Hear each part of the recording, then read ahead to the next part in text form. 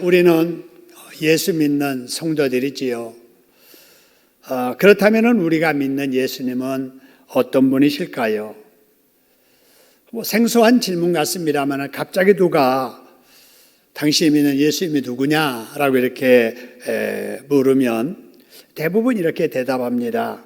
예수님은 2000년 전에 이 세상에 오셔서 로마 군병들에게 박해를 받았지만은 비폭력으로 대응하시면서 사셨던 박애주의자다 이렇게 말하고, 이 세상 역사 이래 위대한 성인들 많이 계시는데 그 중에 당당히 4대 성인 중에 한 분으로 들어가시는 분이다 이렇게 말을 하고, 예수님은 기독교의 창시자다 이렇게 말들을 하지요. 대부분 일반인들은 예수님에 대해서 이렇게 인식하고 있습니다. 그러나 이 정도로 예수님이 어떤 분이신가를 아는 것은 아니지요. 여러분, 예수님이 진짜 어떤 분이신가를 알려면 여러분 이 성경을 통해서 어떤 분이신가를 살펴야 될 줄로 믿습니다. 왜냐하면 예수님에 대해서 가장 정확하게 알려주는 자료가 바로 이 신구약 성경이기 때문에 그렇습니다. 자, 그러면은 성경에 나타난 예수님은 어떤 분이실까? 우리가 흔히 예수님은 신약을 시작하신 분이시다라고 해서 신약 성경에서부터 예수님을 찾습니다만은 사실은 그렇지 않습니다. 여러분, 이 세상의 시작을 알려주는 창세기, 그것도 창세기 1장, 그것도 1절 이하에 그 예수님이 어떤 분이신가에 대한 말씀이 나옵니다. 여러분, 그 중에 창세기 1장 26절의 말씀을 보면은요, 하나님께서 이 세상에 사람을 지으실 때 하셨던 말씀이 거기 나오는데요, 하나님이 이렇게 말씀하십니다. 우리의 형상을 따라 우리의 모양대로 우리가 사람을 만들자. 그래서 그 사람들로 이 세상의 모든 바다 물고기, 하늘의 새와 가축들, 온 땅에 있는 것들을 다스리게 하자라고 말씀을 하시면서 사람을 지으십니다. 여러분, 이 말씀은 하나님께서 이 세상에 첫 사람을 만드실 때의 말씀인데요, 하나님께서 사람을 지으시면서 내 형상을 따라 내 모양대로 내가 사람을 만들겠다 이렇게 해야 될 것 같은데 그렇게 말씀 안 하셨잖아요. 우리의 형상을 따라 그랬단 말이에요. 우리의 모양대로 우리가 사람을 만들자. 아니, 우리가 아는 하나님은 한 분이신데, 아니 하나님이 우리라고 하는 그 우리는 누구를 포함해서 우리라고 할까? 여러분, 여기에 궁금증이 들지 않아요? 그러면 성경에서 궁금증이 생길 때 그 궁금증을 푸는 방법이 있습니다. 그건 뭐냐면은 성경으로 푸는 겁니다. 성경을 푸는 기본적인 바로 방법이 성경으로 푸는 거지요. 성경으로 풀려면 어떻게 해야 되느냐? 그 말씀의 짝을 찾아야 됩니다. 성경 말씀은 다 짝이 있습니다. 한번 따라해 볼까요? 성경 말씀은 각각 다 짝이 있다. 다 짝이 있는 거예요. 그래서 성경 읽다가 이 구절이 이해가 안 된다. 그러면 그 구절의 짝이 어디 있지? 그래서 그 구절을 찾아가시고 앞뒤 이렇게 읽어보면은 그것이 설명이 되고 보완이 돼서 아, 이 뜻이 그렇구나 하고 이해가 되는 거지요. 그러면은 창세기 1장의 짝은 어디일까? 그러면 창세기 1장의 짝은 요한복음 1장입니다. 여러분, 그래서 창세기 1장 1절에 보면은 태초에 하나님이 천지를 창조하시니라 그랬는데 그 짝이 요한복음 1장 1절에 보니까 태초에 뭐가 계시냐고 그랬어요? 말씀이 계시다. 그 말씀이 하나님과 함께 계셨다. 그 말씀이 곧 하나님이시다 라고 이렇게 말을 하지요. 자, 이런 거 보니까 아, 하나님이 말씀이구나. 그 말씀이 하나님과 함께 계셨구나. 그 말씀이 곧 하나님이시구나. 여기까지 우리가 이해가 됩니다. 그러면은 말씀은 누구일까 하는 거예요. 말씀은 누구일까? 그 이어지는 말씀 요한복음 1장 9절 10절의 말씀 보면은 자, 이런 말씀이 있습니다.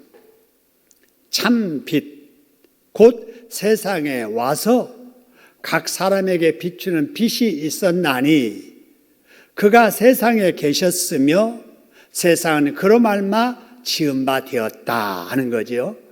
자, 그로 말미암아 지은 바 되었다. 그라고 하는 분이 바로 참 빛이다. 참 빛이 말씀이시다. 말씀이 하나님이시다. 이렇게 이제 연결이 쭉 됩니다. 여러분, 그런데 그 말씀이 이 세상에 오셨다는 거예요. 근데 그 하나님이시고 또 말씀이시고 빛이신 그 창조주 하나님이 이 세상에 오셨는데 세상 사람들이 그를 알지 못했다. 하지만 요한복음 1장 12절의 말씀 보니까 다른 사람들이 다 알지를 못해도 그 중에 그분을 아는 자, 그분을 마음에 영접하는 자, 그 이름을 믿는 자들에게는 뭐가 되는 권세를 주신다고요? 하나님의 자녀가 되는 권세를 주신다. 할렐루야. 여러분, 이게 여러분 복음이에요. 여러분, 이 정도 말씀만 들어도 아, 그분이 누구냐라고 하는 것을 우리가 알 수 있게 되는 거지요. 여러분, 하나님이신 그분, 말씀이신 그분, 참 빛인 그분, 이 세상에 오신 그분, 사람은 알지 못해도 믿고 영접하는 자에게 자녀가 되는 권세 주시는 그분이 누구라는 거예요? 예수님이시다 하는 겁니다. 할렐루야. 여러분, 그래서 예수님은 이 세상에 태어나셔서 남다르게 착하게 살아가지고 사람들에게 성인받는, 존경받는 사람으로서의 예수만 아니고 그 예수님은 태어나기 이전부터 태초에 세상을 지으신 하나님과 함께 계신 분이라는 겁니다. 할렐루야. 그분이 이 세상에 오셔서 이 세상에 죄를 안고도 죄 문제 해결하지 못하는 사람들을 대신해서 십자가에 제물되어 죽으심으로 어떤 죄를 지었던 사람이든 그분 예수만 믿으면 죄 용서받아 하나님의 자녀되고 구원받게 되는 줄로 믿으시기를 소원합니다. 여러분, 그분을 우리가 믿는 거예요. 할렐루야. 그분을 믿어서 우리가 죄 용서받아 하나님의 자녀가 된 줄로 믿습니다. 여러분, 이 복이야말로 우리가 세상에서 누려야 될 복 중에 가장 큰 복입니다. 여러분, 저와 여러분은 믿지 않는 사람들에 비해서 종교성이 강한 사람들이에요. 종교심이 강한 사람들이라 그 말입니다. 그래서 우리가 혹이라도 예수를 믿지 않았더라면 우리는 주일 지키는 이정성 가지고 하나님이 아닌 참신이 아닌 곳에 가서 자식을 위해서 빌 사람들이고 우리의 불안한 장래를 위해서 빌 사람들이에요. 그런데 이런 우리가 예수를 믿어도 제대로 된 참신, 조물주, 창조주 하나님을 믿어서 이 세상에서도 복을 받고 천국 가서도 영생복을 누릴 이 복을, 신앙을 갖게 된 거, 복 중에서 가장 큰 복인 줄로 믿으시기를 소원합니다. 그런 복 주신 우리 하나님께 박수로 감사드립시다. 감사합니다. 여러분, 그렇기 때문에 우리가 하나님이라고 할 때 그 하나님 속에는 하나님의 아들격인 예수님이 포함되어 있고 하나님의 영격인 성령님이 포함되어 있는 겁니다. 그러므로 우리가 하나님을 믿는다 할 때 예수도 믿는다는 것이고 성령도 믿는 것입니다. 할렐루야. 그래서 하나님은 한 분이시지만 그 위가 바로 성부 하나님, 성자 하나님, 성령 하나님, 그래서 성부, 성자, 성령 하나님을 믿는 것이지요. 그래서 이분은 삼위가 계시지만은 한 하나님이시다라고 해서 신학적인 용어로 삼위일체 하나님이라고 이렇게 말합니다. 그래서 우리 성경적인 신앙을 가진 우리 하나님 신앙은 삼위일체 하나님을 믿는 겁니다. 할렐루야. 한번 따라 해볼까요? 나는 하나님 아버지 성부 하나님을 믿습니다. 나는 하나님의 아들 예수님 성자 예수님을 믿습니다. 나는 하나님의 영 성령님을 믿습니다. 그래서 마지막 줄 같이 한번 읽어봅니다. 나는 삼위일체 되신 하나님을 믿습니다. 할렐루야.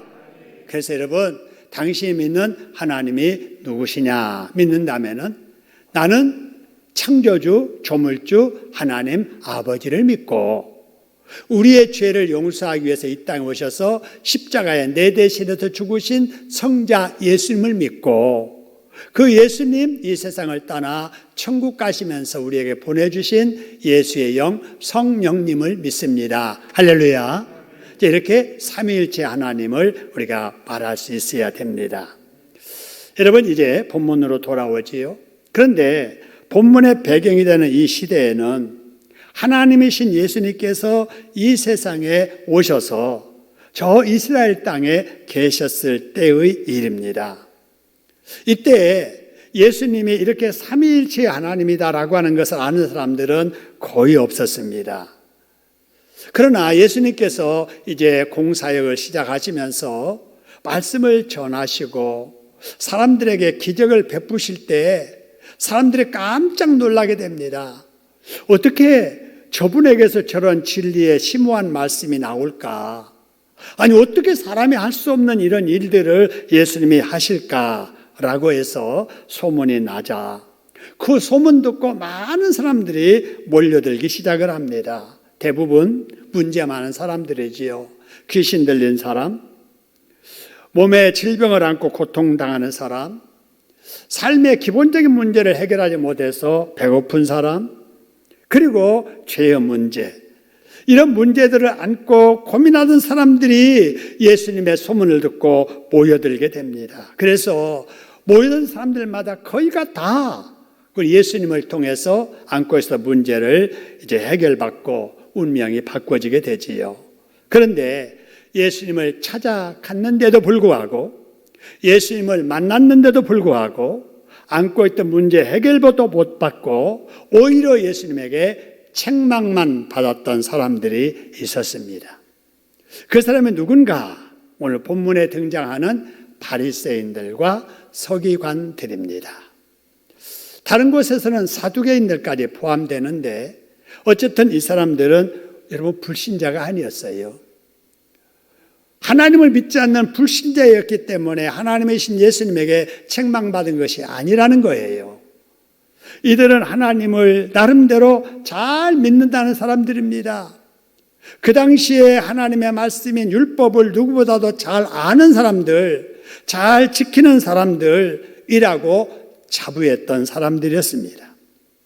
뿐만 아니라 서기관들은 말이죠, 다른 사람들에게 하나님에 대해서 가르치는 지도자들이었습니다.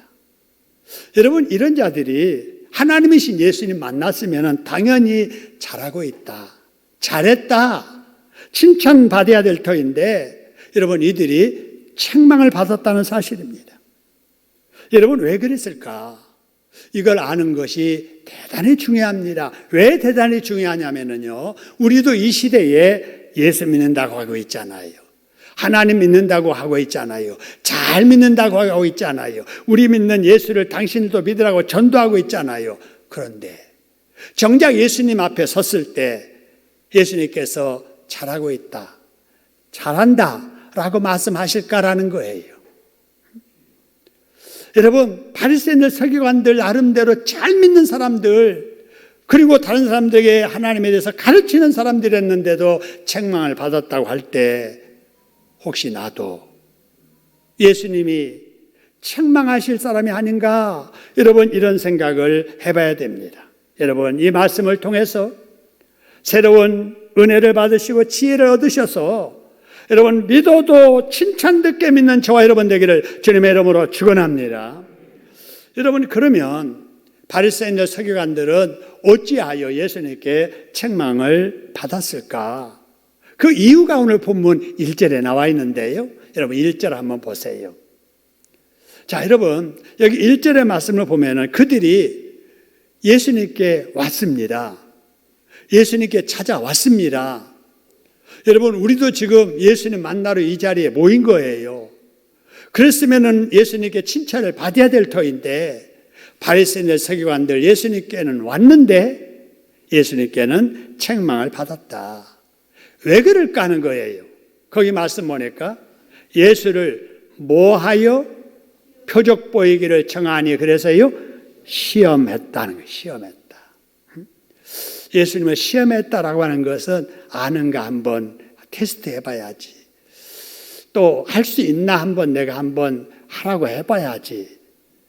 여러분 믿으려고 지금 예수님께 무엇을 요구하는 게 아니라 시험해 보려고 지금 예수님께 표적을 보여달라고 청하고 있는 거예요. 그런데 여러분 여기 시험하여라고 하는 이 단어가요. 예수님이 40일 금식기도 하실 때 마귀가 찾아와 가지고 돌 들고 이 돌 가지고 떡 만들어 봐라 그러잖아요.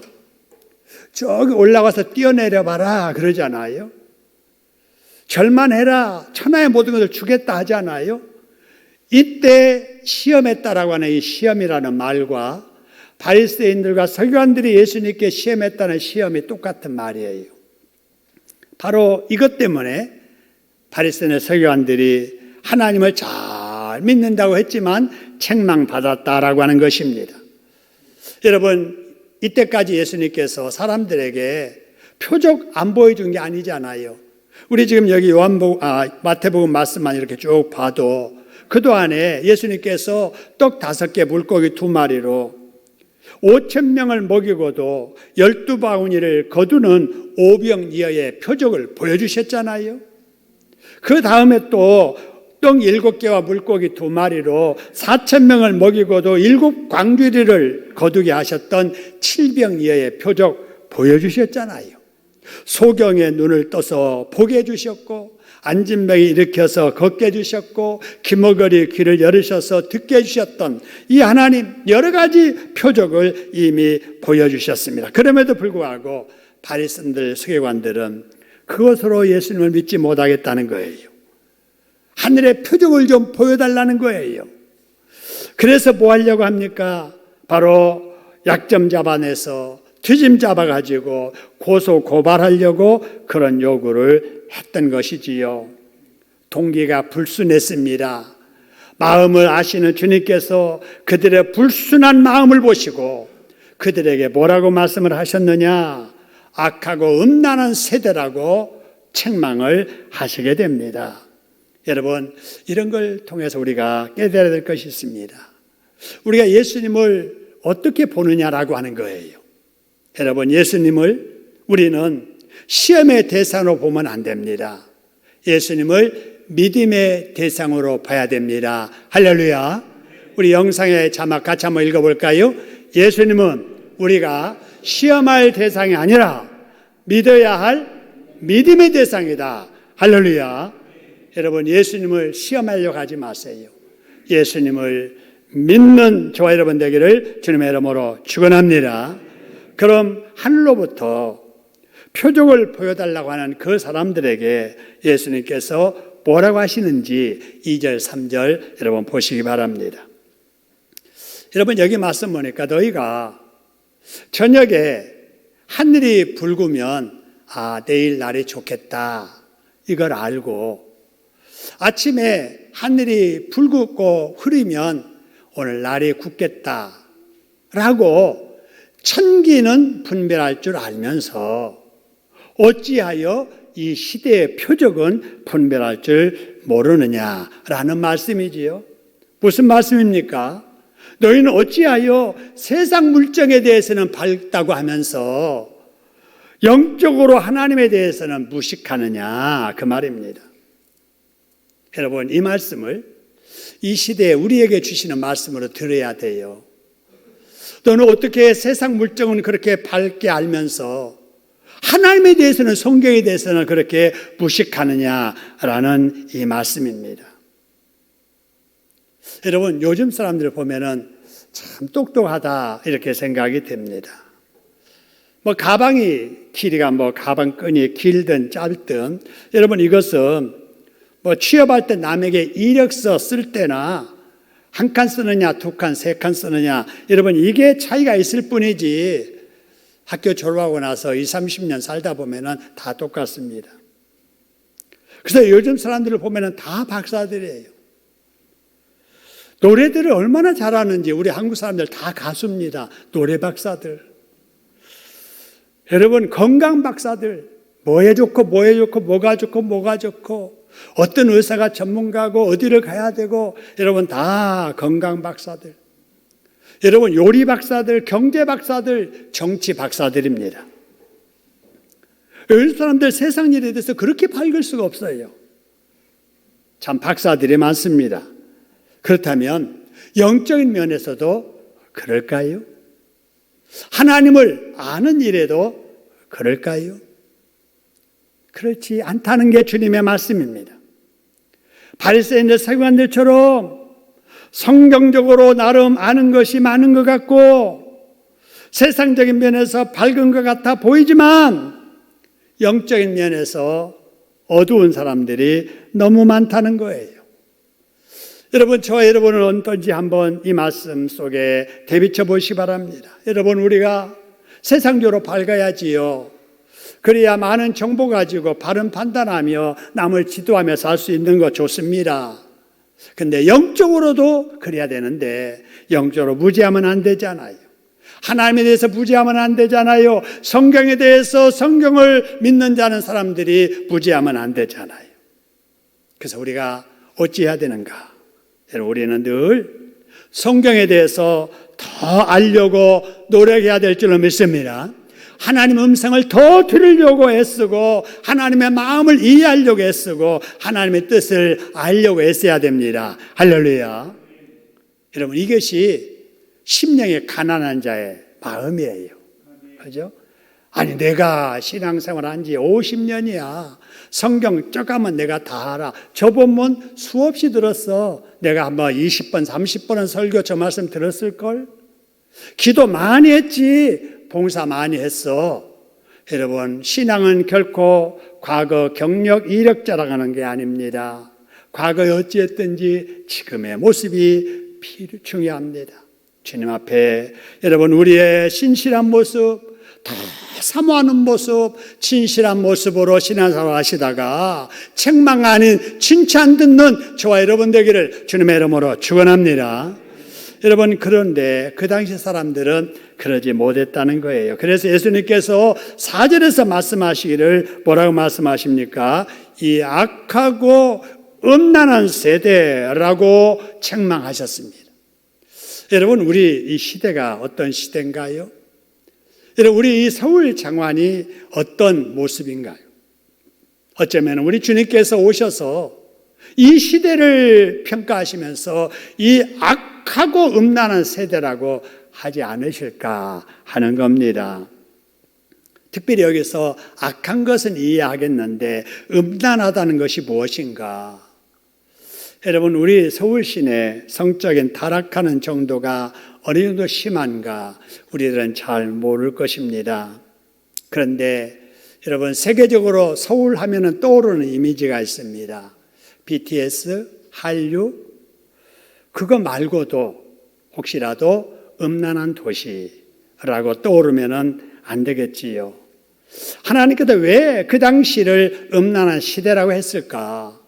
성적인 타락도 있었겠습니다마는 주님께서 말씀하시는 음란은 영적인 타락입니다. 하나님은 이스라엘 백성들을 영적인 신부 삼으셨거든요. 하나님은 그들의 신랑이셨거든요. 그런데 영적인 신부된 이스라엘 백성들이 하나님을 떠나서 바람 피운 거예요. 다른 남자하고 바람난 거예요. 그 다른 남자가 뭐였느냐? 바알이었고 아세라 목상이었습니다. 여러분, 영상에 나타난 이 상이 바로 그 당시에 그들이 믿었던 신입니다. 아니, 하나님을 믿는다는 사람들이 하나님을 이 바알로 생각하고 아세라 목상으로 생각하고 그 앞에 가서 비는 거예요. 그러면은 자식 잘 낳는 거예요. 그러면 농사 잘 되고 짐승들 잘 큰다고 생각하고 이들 앞에 가서 빌었던 거예요. 하나님을 향했던 그의 마음들이 우상에게 쏠린 모습을 보시면서 하나님께서 이 음란한 악한 세대라고 책망하셨던 것입니다. 여러분, 이런 우상이 우리 옆에는 없다고 여러분 생각하시면 안 됩니다. 이 시대에는 이런 형상을 하고 있지 않는 이보다도 더 많은 영향력을 끼치는 우상이 있습니다. 그 우상이 뭔가? 불신 문화입니다. 불신앙의 문화가 바로 오늘날의 우상입니다. 여러분, 섹스라고 하는 이 섹스만 아니라 스크린이 오늘날의 우상입니다. 스포츠가 우상입니다. 여러분, 많은 사람들이 TV 앞에 아무 생각 없이 드라마를 보고 아무 생각 없이 유튜브를 보고 아무 생각 없이 음악을 듣고 이렇게 살아가는 중에 우리의 영성은 점점 어두워지는 거예요. 하나님에 대해서는 멀어지고 또 세상은 가까이 하게 되고 하나님에 대해서 쏟아야 될 영성이 세상 것에 쏟아지면서 정말 형태를 갖추지 않았지만 오늘날 우리의 영혼을 망가뜨리는 이러한 문화의 우상들이 얼마나 많은지 모릅니다. 여러분, TV 중요하지요. 게임도 필요합니다. 그러나 이것을 믿음으로 조절하지 아니하면은 내 손에 든 스마트폰이 우상이 되고 여러분, 내가 보고 있는 TV가 여러분 이 아세라 바알과 같은 우상이 될 수 있다는 사실을 꼭 기억해야 됩니다. 여러분, 믿음의 눈으로 세상의 문화를 지배할 수 있는 지혜가 여러분에게 있어지시기를 주님의 이름으로 축원합니다. 오늘날 우리들은 예수님의 신부들입니다. 우리의 신랑은 예수님이세요. 우리 신랑 되신 예수님, 우리 있을 곳을 지금 예비하고 계십니다. 천국에서.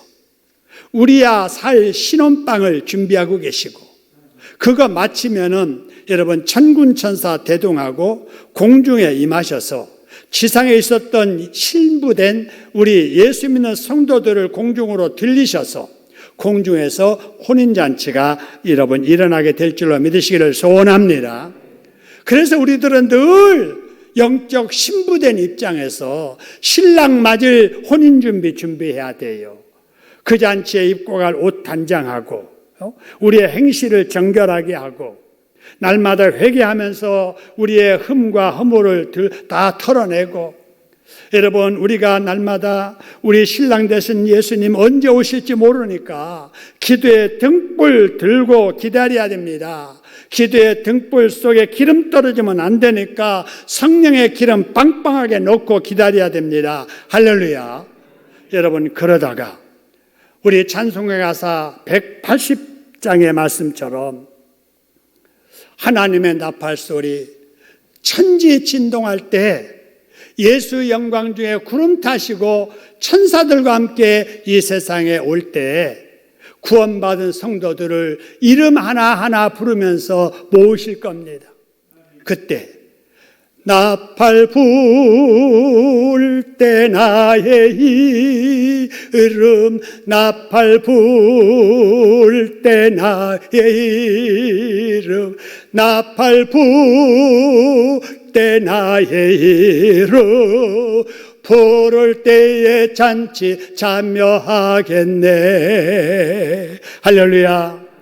여러분, 영적인 신부로서 신랑 대신 예수 맞을 준비 잘 하다가 언제 오실지 모르지만은 주님 나팔 불고 우리 이름 부르면서 오실 때 아멘 주여 어서 오시옵소서 들림받아 칭찬받는 복받는 저와 여러분 되시기를 주님의 이름으로 축원합니다.